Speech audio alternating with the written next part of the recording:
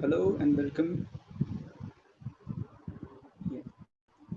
Hello, everyone, and welcome to yet another workshop and session on criminal proceedings. And today we have with us a very wonderful person and a very enlightening person who would be taking us forward for this session. I welcome Mr. Advait, who is an advocate at the Bombay High Court and has a very wide experience in criminal pleadings and criminal proceedings. So now he would be taking us forward for the session of criminal proceedings and a live drafting session on the same. Mr. Advait has had a very wide experience while dealing with the criminal matters at the trial courts and as well as the appellate courts and high courts. Mr. Advait has a graduation in forensic science and has been an alumnus of Indian Law School from Pune. Now I welcome and please welcome Mr. Advait. Hi, sir. Hello, everyone. Sir, please take the floor and please enlighten us for this session. Thank you. I must thank Draft Panacea for organizing this session. In fact, I must congratulate them because usually it is thought that all the advocates should focus more on eloquence rather than the drafting part of it. And they are breaking the rules which are generally there in the profession. And I must congratulate them that it becomes also important for all the advocates to understand that drafting is as equally important as your arguments or your eloquence before the court. So, on that note, let me begin today's session where I'll be dealing with the criminal complaints drafting.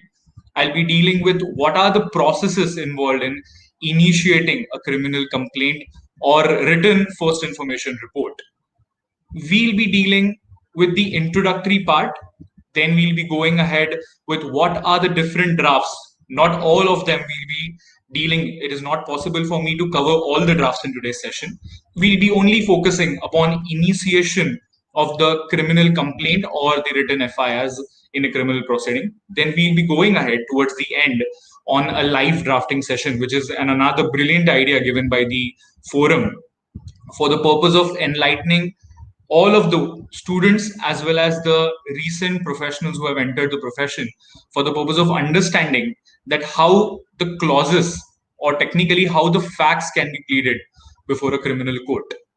So on that note, let me start by quoting Justice Ruth Bader Ginsburg of the Supreme Court of United States. She says that lawyers serve the interest of their clients most when they can put their facts so importantly and firmly that the person reading it can understand it immediately. Now, who is the reader of the facts given by the lawyers? The readers are usually the judges. Now, you must have seen during your internships, or you must have heard that the judges usually take the cases which are pending on their tomorrow's board to their home for the purpose of reading the drafts. Now, if your draft is so clear, then the reader can firmly grasp every single fact out of it.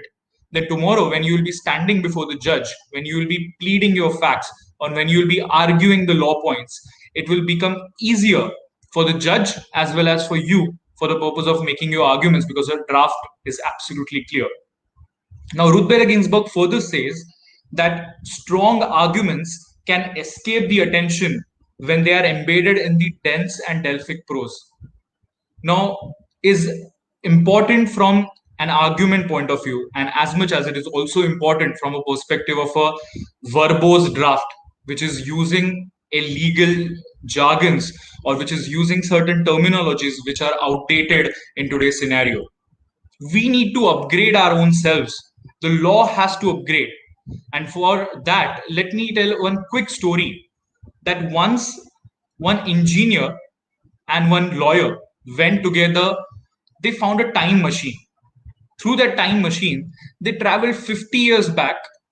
They found that the engineer was not able to find out the technology which he was using in the modern era, in that era of 50 years back. The lawyer was quite comfortable. Then they went back even 500 years back. The engineer was still able not able to understand that what is the technology of that time, because 500 years back, the technology which is evolved today was not in existence. Unfortunately, the lawyer found it again the same. He went inside the court.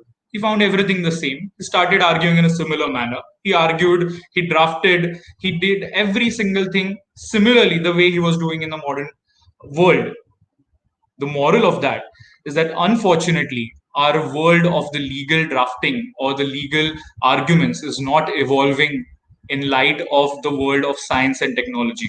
We need to evolve our drafts. We are still using the Latin and the Greek phrases in our legal drafts, which we need to evolve now, and we have to go ahead with what Brian Garner calls as the simple legal drafting movement. We need to now go ahead in a new era where the drafts are so simple that merely by looking at the draft, merely by reading the facts from your draft, merely by looking at what has been stated in it, the law which follows it, the judge should be able to understand what the lawyer wants to put his case as. And that is something which gives an idea of how the drafting procedure should go ahead. Now, towards the introduction part, I would like to also add what Brian Garner in his book on writing and language has stated, which is the Flowers paradigm. Now, many of the students must be aware of what is Flowers paradigm. It is something which is usually taught to the students of 5-year course when they are reading legal English or legal language, where they have been taught that Flowers paradigm is something which takes away the writer's block, especially when you are writing research papers. I am of the opinion that that is something which is also of great importance for all the lawyers who are drafting, especially when it comes to criminal drafting. The Flowers paradigm becomes very important. Flowers paradigm gives out 4 stages. What are those 4 stages? First is the stage of a madman. Second is the stage of an architect. Third is the stage of a carpenter. And the fourth is the stage of a judge. Now, when you sit for the purpose of making a draft just after the meeting with your client, you are a madman with lot of facts around you, lot of law which you think of which can be pleaded in your facts, which you do not have to. You also think of many different words which can be used in your draft. So that is the first stage, which is called by the Professor Flowers as the madman stage.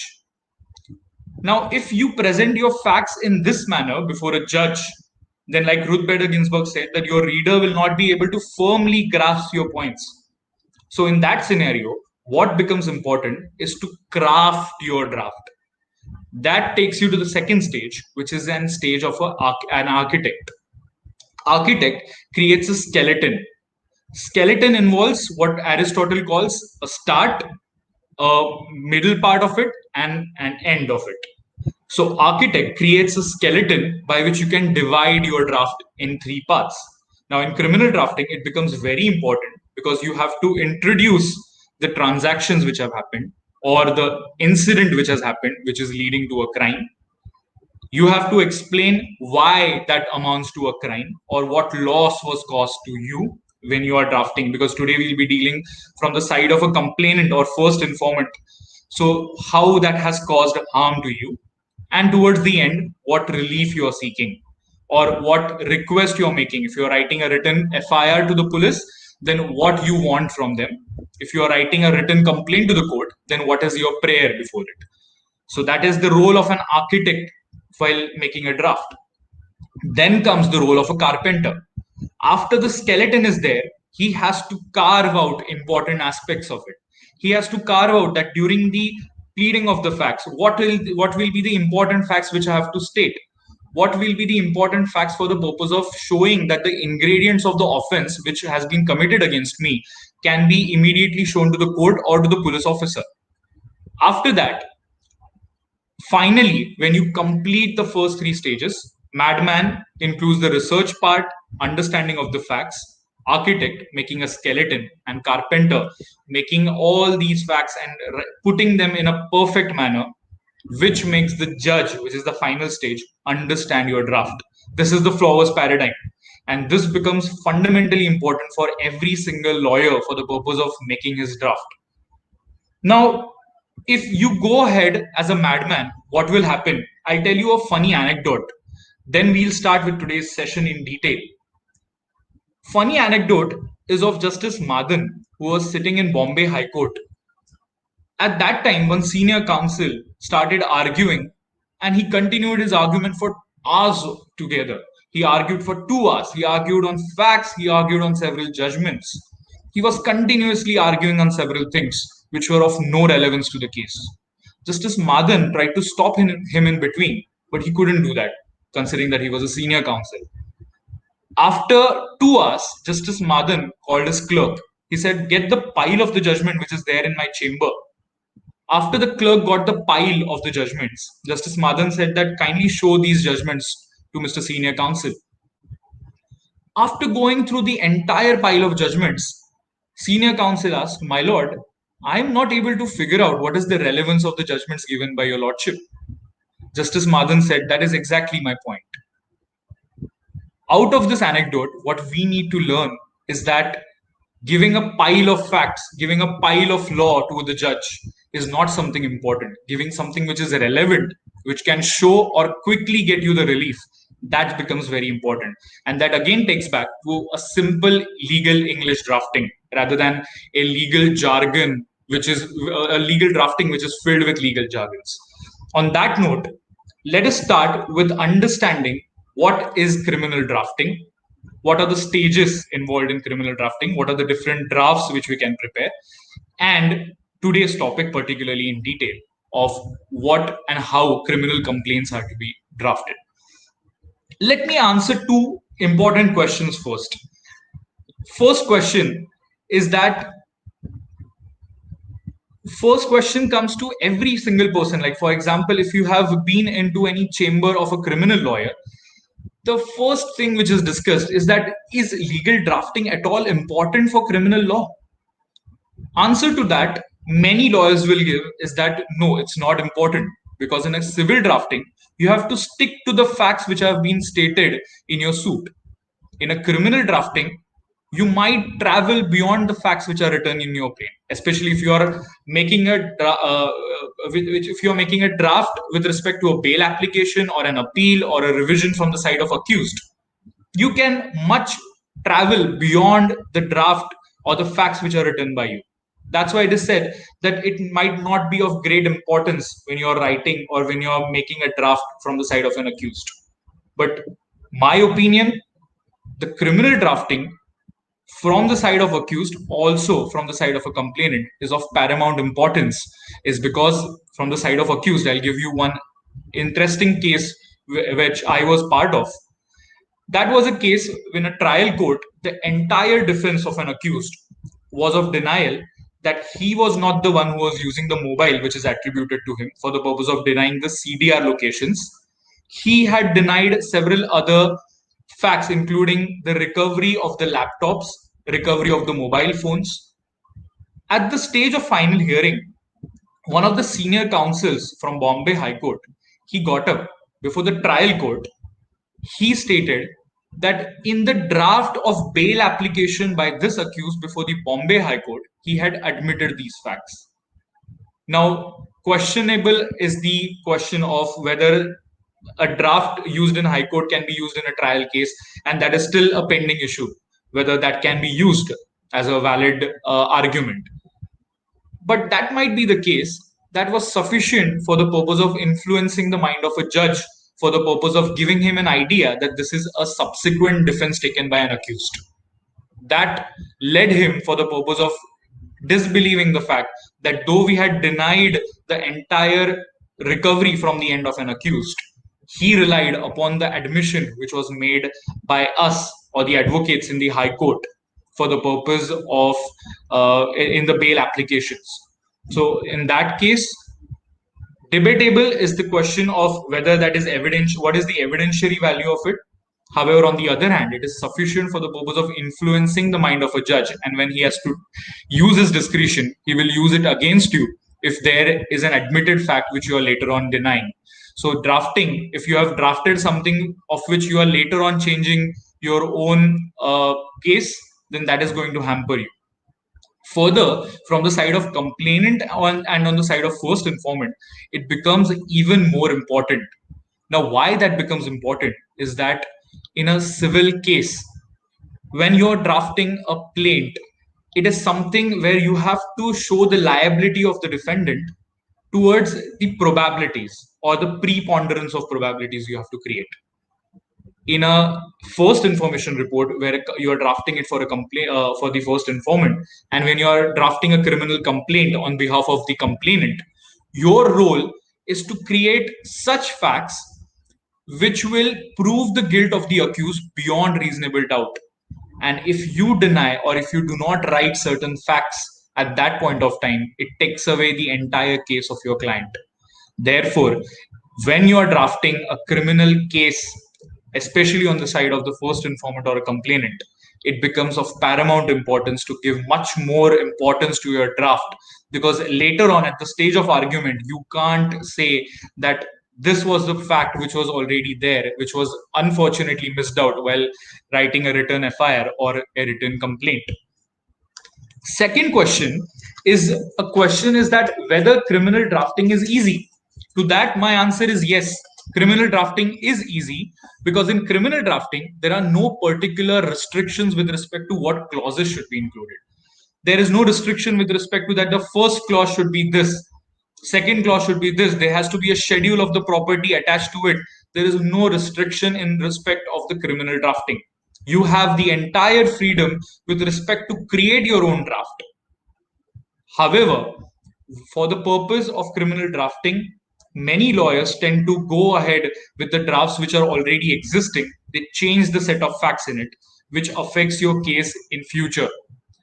In that case, in that sense, criminal drafting, though it is easy, it is important to have your own draft, to have your own set of facts for the purpose of each draft. So if it's easy, then go ahead and make a draft of your own with respect to each individual case. Now, what are the different drafts involved in a criminal case? Let's start from the side of the informant or complainant. First is the draft of written FIR.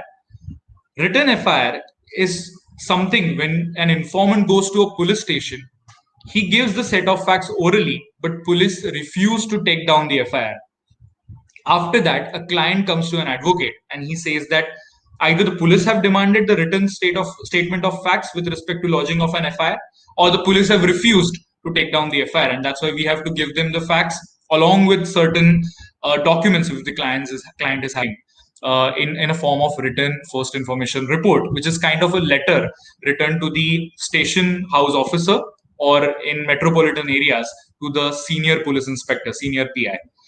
Second is the proceedings under section 154(3). Now, when the police officer, even after giving a written FIR, refuses to lodge the first information report, then after that you write a letter to the superior authorities. In rest of the part, other than metropolitan areas, you write a letter to the superintendent of police. In metropolitan areas, you write it to the DCP, that is the Deputy Commissioner of Police, or the Assistant Commissioner of Police. Now, 154(3) is that letter by which you ask or request the superior authorities to direct the station head officer or the senior PI for the purpose of lodging the FIR. Further, next part is the complaint or an application under section 156(3), which is an application made to a magistrate. Now, mind you, there's a difference between a criminal complaint under section 200 or chapter 15 of CRPC, and 156(3) is an application given to a magistrate. Many people confuse between both of them. 156(3) is an application for the purpose of seeking investigation by the police and directing them to lodge an FIR. That is done by a magistrate before taking cognizance. He directs the police officers. However, several case laws has evolved section 156(3) application, and now the law is that you can ask under 156(3) a magistrate for the purpose of directing the police officers to lodge an FIR, or you can ask them to make a further investigation. If you look into the judgment of Honorable Apex Court in the case of Sakiri Vasu, the scope has been widened that a magistrate, even though FIR was already lodged, under 156(3) application, he can direct further investigation into it. After the charge sheet has been filed, again 156(3) application can be maintainable with respect to directing even further investigation that magistrate can direct. And now, with a recent judgment of Vinubhai Malviya, it has become a new law that even after taking the cognizance under 156(3), further investigation can be directed by making an application under section 156(3). Now, this is something which might sound very confusing for everyone, but these are the drafts which help a first informant, when you're representing a first informant or a complainant, presenting his case before the court for the purpose of getting a relief or for the purpose of going ahead by pushing the state machinery. Because as you know, that a criminal case is a case not between one individual and another individual. It's between one individual and the state. And out of all these three drafts, a written first information report or a written letter to the superior or police officer and a written letter to the magistrate or application written to the magistrate, you're pushing the state machinery for the purpose of investigating into your case, lodging the FIR, going ahead with it, filing a charge sheet. In all these cases, if this course has not been taken care of, you have another recourse under CRPC, which is a private complaint, where as the first informant, when the police refuse to take your FIR, as a private complainant, you can approach the magistrate and lodge a criminal complaint under section 200 or chapter 15 for the purpose of prosecuting the accused, which you want to be prosecuted, who has committed some offense against you. We'll be coming to the draft of these proceedings further. Then there are certain complaints under special statutes, complaints under section 138 of Negotiable Instruments Act, complaints under Domestic Violence Act, or there are special complaints, for example, complaint for the defamation, which is to be made to the magistrate again. And then there are many which will not go into much detail of. Second part, which we saw this from the side of a first informant. Second, we'll see the criminal drafts from the perspective of an accused. First is the bail application, anticipatory bail application, which is with respect to pleading the liberty of a person if he is arrested. If he is not arrested, then in apprehension of his arrest, anticipatory bail application. Discharge application with respect to when the charges are yet to be framed for the purpose of making the court believe that the charges should not be framed as there is no material in the charge sheet, a discharge application. After the person is convicted, appeal to the higher authorities, might be to the sessions court from the magistrate court or to the high court from a sessions court. And then revision applications and several miscellaneous drafts. Today, we'll not be dealing with the drafting from these angles. There are certain other drafts with respect to the third party applications which are made, for example, return of property application, which can be made by a person whose property was stolen, might not be the first informant, might not be the accused, but the person whose property was stolen, which has been there with the court, which is lying in the department of the court as a stolen property. That third person can make an application for the purpose of seeking the return of property if he can show his ownership over it. So these are several drafts in a criminal proceeding. Now, what is the major difference between a civil draft and a criminal draft? Civil draft, the first rule and the first and foremost rule of civil drafting, which you must have heard in the last session, is that you should not plead law and you should only plead facts. Now, according to me, in a criminal complaint drafting, or when you are drafting a written first information report, you have to slightly amend this rule. You have to go ahead. You don't have to plead the law, but you have to create a shadow of the law which follows the facts of your case. Every fact played by you, or every fact which is written by you, drafted by you, has to have a shadow of the law which should follow it in a criminal draft. For example, if I want to go ahead for the purpose of stating that a person has done an act intentionally, though I'm not going to plead the law that the section says so, but I'll have to state that for the purpose of committing the offense, X person already had the weapon with him when he entered my house. He was already carrying it. When these are facts which are played in such manner, the person reading it understand that there was an intention right from the inception. Second, with respect to knowledge, when I say that I was suffering from I had recently undergone a heart surgery and the fact was known to the accused, and knowing that fact, he, while attacking me, had punched me on my chest. This shows the knowledge of a person. So when you're drafting your criminal drafts with respect to first information report or complaints, your facts should be stated in such a manner that there has to be a shadow of the law following it.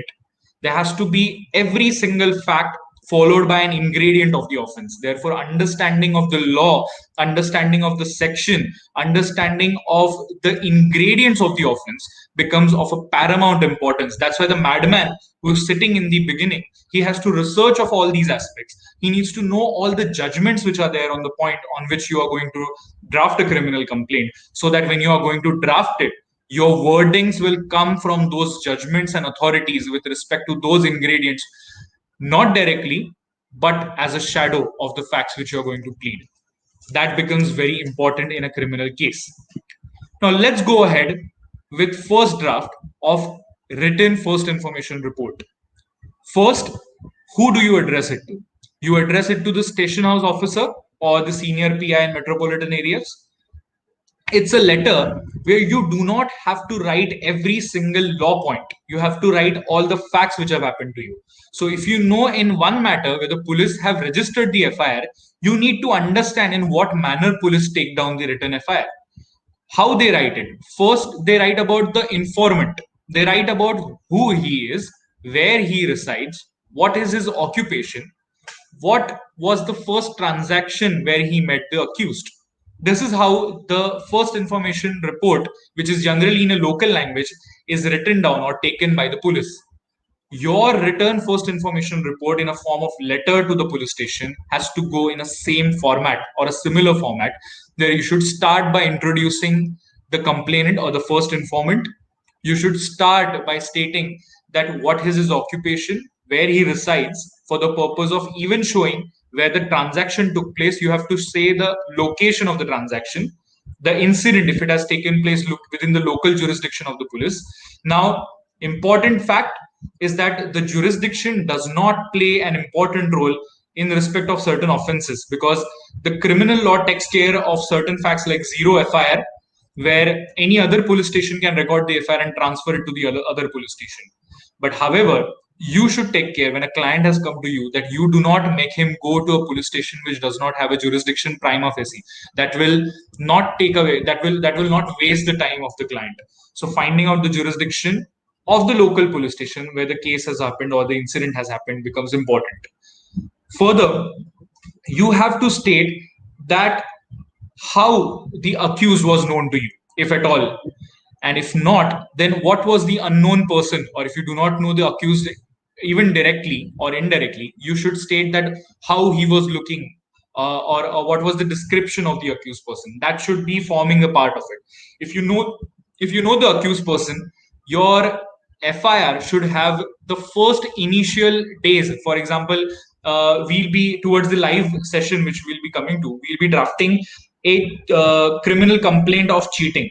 There you need to understand that what was the first time when the accused met you? What was the first time when you entered into transaction with him? When was the first time when you realized that he is cheating with you?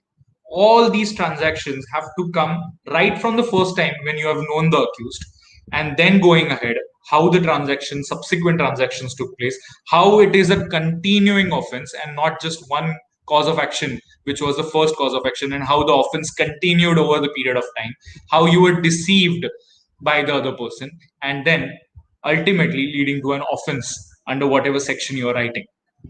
Next is the narration of all facts, because it is very important that in a case where you are writing a written first information report, if that FIR is lodged by the police, after that, you do not have any authority to do anything. It is the state machinery which will investigate. Then they will go ahead and file a charge sheet. And if your written first information report is taken by police as it is, that does not disclose all important facts of your case. And if your client, during his cross-examination by the defense counsel, answers certain facts which are not written by you, that will amount to the omissions and contradictions, and that will create the reasonable doubt. Now, remember what I have stated, that in criminal drafting from the side of an complainant or the first informant, you The burden is on you. You have to show that the accused is guilty beyond reasonable doubt. You have to make sure that when you're sitting in a meeting with your client, whatever facts, each and every single fact which has been stated to you has come down in your written first information report. And that is how you are going to avoid the future violations or reasonable doubts which might be created in future by the defense counsel out of your draft. Final is that annexures which have to be there for the purpose of substantiating your point in a written FIR. Next is the letter which is written to the superintendent of police or the deputy commissioner of police. The draft of it is a similar draft with respect to which you have to also take care of certain important things, which include that why the police did not take the FIR. You have to annex the copy of the written FIR which was given by you to the police officers earlier.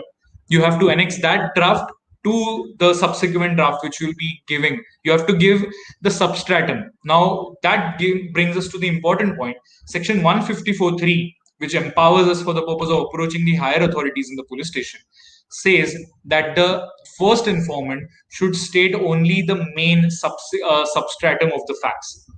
Therefore, here it need not be all the facts, but here what is required is to state that prima facie the offense has been committed against me, and therefore you should direct the police officers who are working under you for the purpose of lodging an FIR. Thereafter comes the draft of section 156(3) application to the magistrate. Now, by virtue of several judgments, recently it has been stated in the year 2015 and subsequently by several high courts in the year 2019 and 2020 that these applications under 156(3) also have to be accompanied with the affidavits. Now, you have to make sure that in your affidavit, every single fact written by you in the application is same and there is no difference between both of them. 156(3) application is an application where you approach the magistrate that I have tried to give my the crime which has occurred against me, the offense which was committed against me to the police station. They have not taken the FIR. I have taken all the recourses. No action was taken by the police. That's why I'm approaching the magistrate court, and the magistrate is empowered under 156(3) to direct the police officers to register the FIR, to direct them to investigate into the matter, and to direct them for the purpose of doing a further investigation if the investigation was already done earlier. Now, 156(3) is a draft where you have to make sure that your facts come with the law. Now, this is the difference between written first information report, 156(3) drafts, and the complaints. These two drafts of 156(3) application and complaints are the drafts which are done or which are filed in a court of law. There, your facts have to be backed by the law. You have to state that, if not a judgment, but you have to substantiate your fact that whatever has happened to me, that has been backed by a shadow of the law, which I've already mentioned. Now, it should also include the legality of why you are approaching the court, what has happened, what has shown the ingredients of the offense for which the magistrate can direct the first information report can be lodged. There you will have to mention certain parts of the ingredients in terms of facts. Like I mentioned, the intention, or what shows the knowledge, or what shows the dishonesty, what shows the fraudulent transactions, what shows the mens rea of the accused person. These things will have to be shown. What was the act committed by him? What was the basic transaction, or what was the incident which created this offense? And that, once stated to the magistrate can be further, in the end, you will have to make a prayer with respect to direction of registration of an FIR or direction of the first information report to be lodged. Now, going to the most important fact is the complaint under the Criminal Procedure Code. Now, complaint is different from the first information report. Many people colloquially use these terms as an alternate to each other, but first information report is a report given to a police officer. Complaint, as defined under section 2C of the CRPC, is any disclosure of the facts given orally or in writing to the magistrate. That is the difference between both of them. That's why a criminal complaint under Chapter 15 is known as a private complaint. That is the place where the informant says that now I will state my case to the magistrate. I will be the one who will be prosecuting, where the state machinery has not taken the cognizance, or where the magistrate has been approached by the complainant directly against whom the offense was committed for the purpose of stating that these are the facts on which the court should directly take the cognizance. In case of a first information report, the first information report leads to the initiation of criminal proceeding. However, that is not the point where the cognizance is taken. The police investigates the matter, files the charge sheet, and based on that charge sheet, the magistrate takes the cognizance. On the other hand, in a criminal complaint or a private complaint under Section 200, this is the point of time where the magistrate takes the cognizance if at all he's satisfied on based on the facts which are written by you in your criminal complaint, that whether prima facie offense has been made out against the accused persons as written by you. And if he takes the cognizance, then that is the first initial point. He issues the process against the accused persons, and then you go ahead, you have to prove as a complainant case against the accused person. That is the difference between both the proceedings. Therefore, in a criminal complaint, the emphasis on facts is much more as compared to written first information report, where it is also up to the police officers to further investigate into the matter. However, on the other hand, in a criminal complaint, if the important facts are not written by you in that private complaint, there is no other investigating agency which can go ahead and investigate into the matter on their own unless directed by the magistrate. Now, what is this procedure under complaint? Let's understand that first. Criminal complaint under Section 200, when a complainant approaches the magistrate for the purpose of taking cognizance and issuing process against an accused person under Section 204, he is requesting basically that an offense has been committed against me. These are the facts of this offense, which disclose the ingredients of sections of IPC or Special Act. Therefore, the court should be pleased to take the cognizance of this. Or under Section 202, the magistrate can direct an investigation after taking cognizance. Now, this is the difference. Here, the magistrate takes the cognizance and directs the investigation to the police officers into the complaint which has been lodged.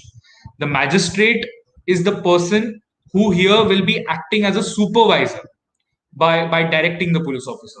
The second prayer, now why I'm stating the procedural part is that when you will be drafting a criminal complaint, these things can form the part of your prayers. First, take the cognizance, issue process against the accused persons. Second is that before that, the magistrate may direct investigation after taking cognizance, or the magistrate can direct the inquiry, or the magistrate can himself take the inquiry into the facts of the case, which under again Section 202, the magistrate is empowered to take his own inquiry on his own or by appointing a third party who will be inquiring into the relevancy of the facts of the case. Now here, the question of the material facts comes. In civil drafting, you must have heard, the material facts or the relevant facts has to be pleaded. In a criminal case, beyond the relevant facts, all the incidental facts which are connecting the accused person to the crime are also relevant for the purpose of mentioning it. So it's relevant facts which are connecting it to the fact in issue. Also, the facts which are relevant to the relevant facts, those are the ones also become very important while drafting it, because when the magistrate will be conducting his own inquiry, he needs to call upon the people for the purpose of giving the statement before the court. Now, after this, if the magistrate believes that there is a sufficient material in the allegations made by you against the accused, he will issue the process under Section 204, or he will close the complaint under Section 203. This is the procedure of criminal complaint. Now, after understanding it, you have realized that what reliefs are to be sought by you. You will be asking for issuance of process. You will be asking for, or you will be asking for the purpose of directing an investigation after taking cognizance or taking an inquiry. but then how the facts have to be stated in a criminal complaint. Now, is there any draft like a plaint, whether there has to be a jurisdiction, there has to be a cause of action, or whether there has to be something pleading with respect to Limitation Act? Technically, no. Yes, under CRPC, limitation provisions are there under section 468, which deal with offense punishable up to 3 years. For example, if I'm writing a criminal complaint under section 498A, where I'm for a wife, I'm representing a wife, and I have to state that the husband has subjected her to physical and mental cruelty, that complaint has to be filed within the period of 3 years, because the limitation for the offense which is punishable up to 3 years under section 468 subsection 3 is of 3 years. If I am going beyond that, and if my offense which I am alleging to, which has happened against my client, is not an offense of continuing nature, then the limitation period or the bar of limitation will come. However, in all the other offenses which are punishable above 3 years, there is no limitation under the criminal proceedings. So in those criminal complaints which will be drafted by you, there need not be any specific mention of the limitation.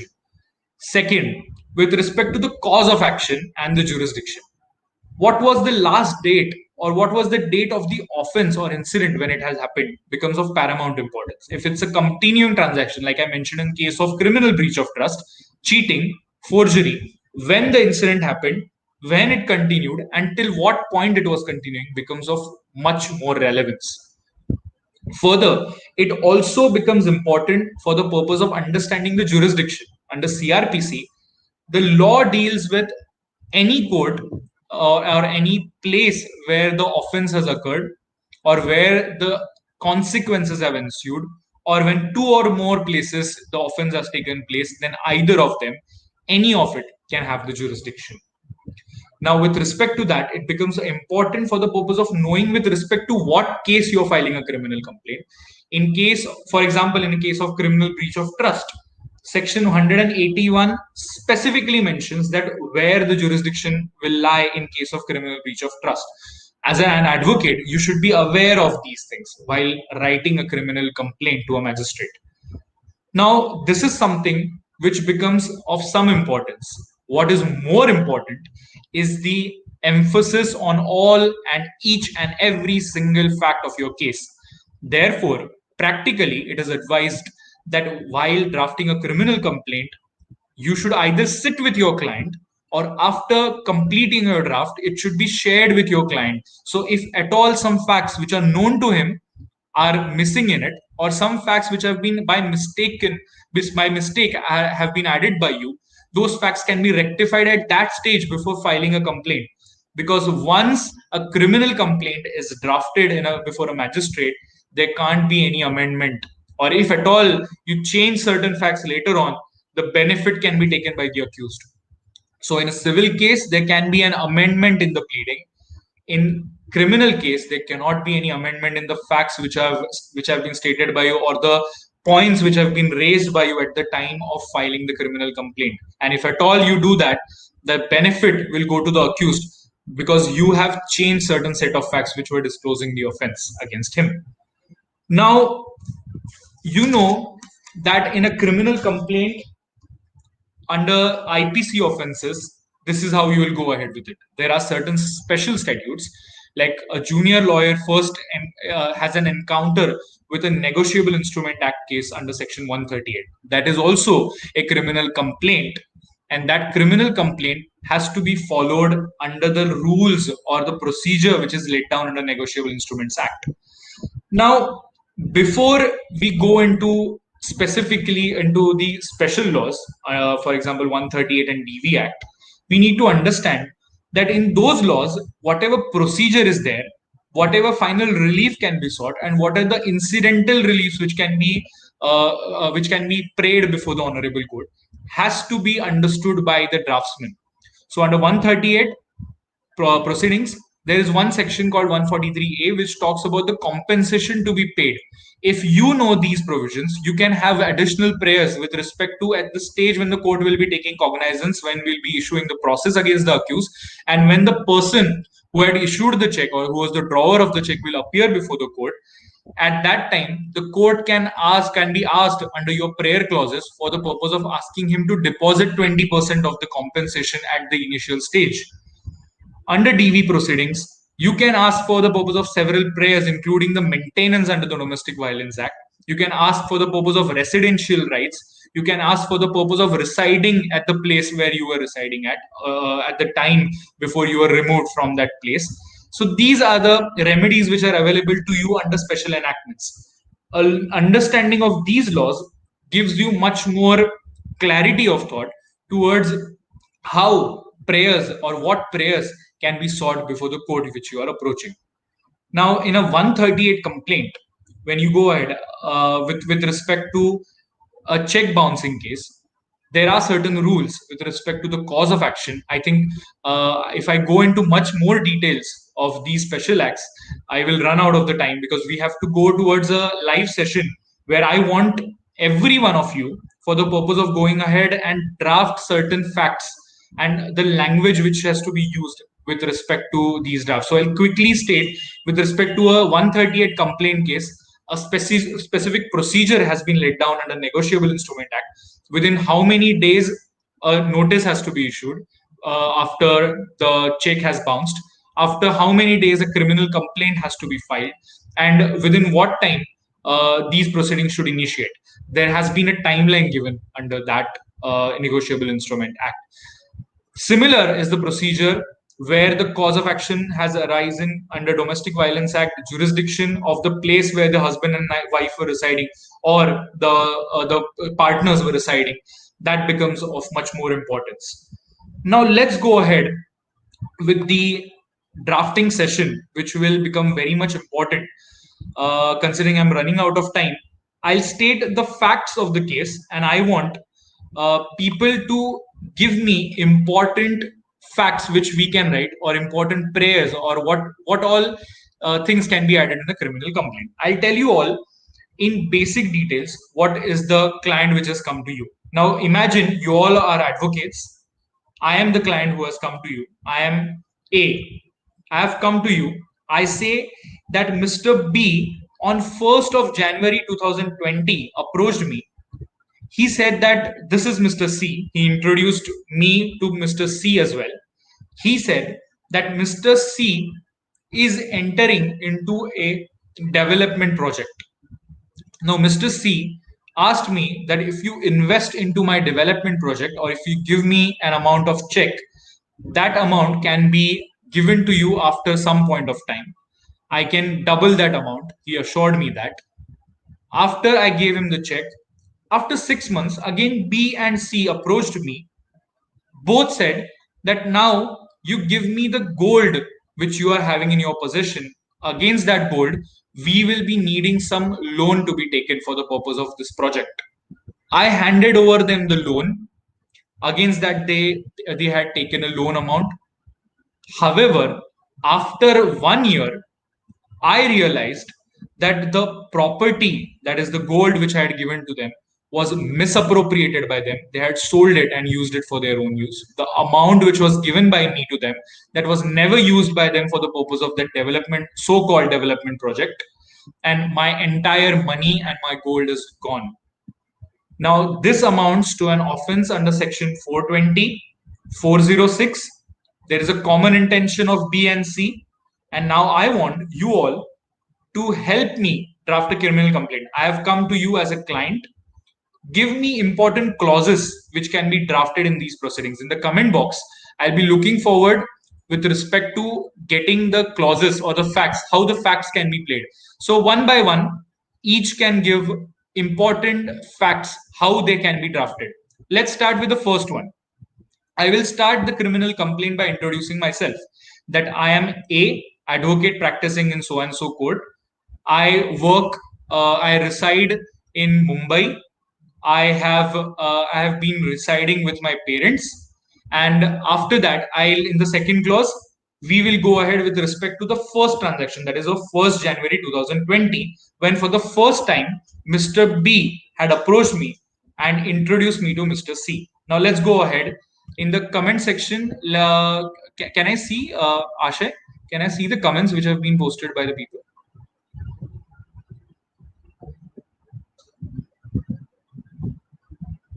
Yes, sir, you can see. Yes. So kindly go ahead and give me the clauses which can be added in a criminal complaint. Whoever whoever can give me the prayer in the beginning, that also can be great, because I have already mentioned that there are several prayers which can be sought in a criminal complaint, including directly issuance of process based on the facts which have been stated. So anyone?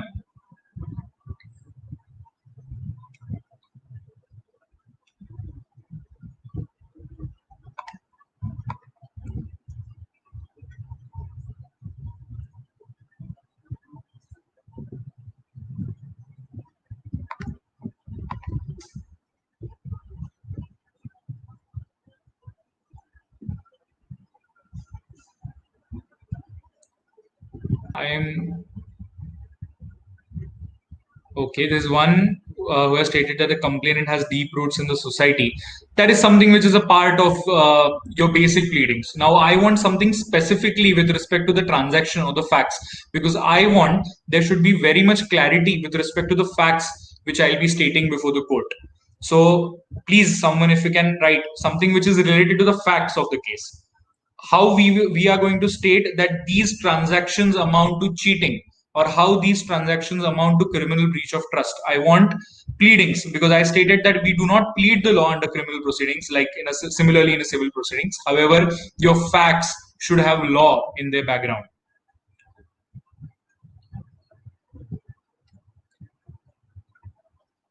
Anyone? In meanwhile, let's understand what section 415 says with respect to what is cheating, which will help you all for the purpose of understanding that how a draft of a criminal complaint has to be made. Cheating is defined as whoever by deceiving any person fraudulently or dishonestly. Now, dishonestly means that one person has caused wrongful gain by causing wrongful loss to the another person. Now, you have to understand that has suffered the wrongful loss in this case, who has gained wrongfully, or what amounts to dishonest act under section 415. Further, it says induces a person so deceived to deliver any property to any person, or to consent that any person shall retain any property. Now, there is answer given by Kumari Medha that the accused number 1 on 1st January 2021 introduced to the complainant to accused number 2 asking to invest in a development project. Okay, now this is something can be stated in much more clarity if you say that he approached me with respect to introducing me to C, and they had a common plan of introducing me to their larger conspiracy. Now, that is something which becomes of paramount importance. I think there is some lag with respect to it. I am getting several comments. Asha, can you read the comments?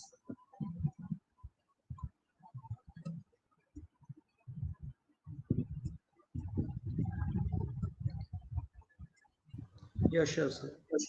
So, yeah, we have another clause from Miss Pooja Sunil. So she says the proper transaction we need to mention. So I think she suggests Okay. that the proper transactions has to be mentioned in the plain. Okay. Proper transactions you have to state with respect to the dates. Every date has to be very specific. On the first, what had happened, after 6 months, what had happened, in meantime, how you believed that the transactions which have taken place were genuine. So that shows a continuing cause of action, and that will help you for the purpose of showing that it is not just one transaction, but it was always a transaction. So Pooja is right with respect to proper transactions, but proper transactions have to show that a continuing cause of action has arisen in this case. I Yeah. think there's one more. Yeah, Miss Aarti is also saying that Mr. A has been cheated by Mr. B and Mr. C by not returning the check and gold and misappropriating it. Now, this is something which I was mentioning in the beginning. Mr. A has been cheated. Now, here you do not write that the offense of cheating has been committed directly. You have to state your facts in such a manner which discloses or which clears the ingredients under section 415. Like I mentioned, that when I gave the check or when I handed over the gold, that was that was the time when the I was induced for the purpose of giving my property or for the purpose of delivering my property to them. That property has been misappropriated, like has been rightly mentioned by Arti, misappropriating it, and that property or gaining that has caused a wrongful gain, which shows the dishonesty of both of them. So that is how you will have to connect all these facts. Now let's go to the prayers. What prayers can be sought in a criminal complaint? Can anyone say? Like in a written first information report, we tell the police officers that FIR may be registered and appropriate action may be taken against the accused persons. With respect to a criminal complaint, you have to be very specific with respect to what remedy has been sought by you. Under 156.3, directing the police officers for the purpose of registering the FIR, directing them to conduct the further investigation. Kumari Medha has stated that an FIR may be registered against the accused. Like I mentioned, FIR and a complaint are two different things. When you are writing a written FIR to the police, that is where you request the police officers for the purpose of registering an FIR. However, on the other hand, in a criminal complaint, you request the magistrate to issue the process against the accused persons or take the cognizance of this matter and direct investigation or conduct an inquiry with respect to the validity of the transactions. So these are the two prayers which you can seek. Recovery of the amount, Seed has stated a recovery of the amount. That is something which will go, and that prayer will be in a civil transaction. In a criminal transaction, you want the state or the court to punish the accused person with whatever punishment has been prescribed for the offense. Recovery of the amount has to be a summary suit. I think that has been done in your last session, which was conducted by the forum. Ashrima says that on I am not able to get the entire comment. Yeah, Ashima says that on 1st of January approached me to meet. So she wants to say that A approached me to meet C. That for the development project, I have been asked to give certain amount of money. After that, in next meeting, I have been asked to give some gold for I think something is missing. Then she says that on 6th of August, I came to know that my money has been misappropriately used. Okay. So this is how you plead your facts, Ashima. I must appreciate that with respect to date, you have to go ahead with stating each and every single fact on what date something has happened, when the first offense was committed against you. Now, in the end, I guess Vipul Dada Patil has correctly stated that the complaint may be registered under section 42406, but that is something which is, again, as I stated, that the complaint is not registered. Complaint is of which the cognizance has been taken by the magistrate. So Vipul, accordingly, your prayer will change. Now, towards the end, with respect to our same example which we have taken, like I mentioned in the beginning, the madman makes a research of every single aspect with respect to the subject. So when a client, Mr. A, had approached you, you had to research that whether under 415, what defines cheating, that is the only thing which is there, or whether something which is much more beyond that is also existing, which you will get to know from the judgments which you'll read. Now, on the point of cheating, if you read certain judgments from Rajesh Bajaj to S.W. Palanitkar versus State of Maharashtra, there are several judgments. I'll not go into the details of the judgments. We are dealing with drafting. You will find out that another important ingredient with respect to cheating has been stated as intention to cheat right from the inception. Now, this is something becomes much more of much more importance, because when you will be drafting it, you should have these laws as a shadow of your facts behind at the back of your mind. You should understand that it. Ashima says that my voice is repeating. I guess there's some echo. Am I audible now? Yes, you're audible to us. Okay, okay. So I was saying that with respect to judgments give you the clarity that what law should follow as the shadow of your facts. So when I'll be writing in the present case that Mr. A, that is me, when I was approached by B and C, at that time on 1st of January, right from that point, they had this common intention of going ahead and cheating, or at that time they had an intention for the purpose of committing the offense which falls under 420 or 406. So when I'll be stating these facts, I have to make sure that I know the judgments on the point. I know the judgments which show the ingredients of the offenses which travel much beyond your statutory law. And when you state that that shows the intention to cheat right from inception, the magistrate who will be reading your complaint will get to know that this directly amounts to an offense of which is contemplated under so and so sections, and he'll go ahead with taking the cognizance and will issue the process against the accused persons. Now I guess I am running out of time, so we'll go ahead with if any questions are there. Yes, Ashima has a question and she asks that so does this mean that we shouldn't write the sections under which offenses has been committed? No, Ashima, you are right with respect to mentioning the sections, but that will be towards the end, that whatever facts have been stated by me, whatever is the law or whatever the ingredients which have been connected to these facts amount to an offense under 420.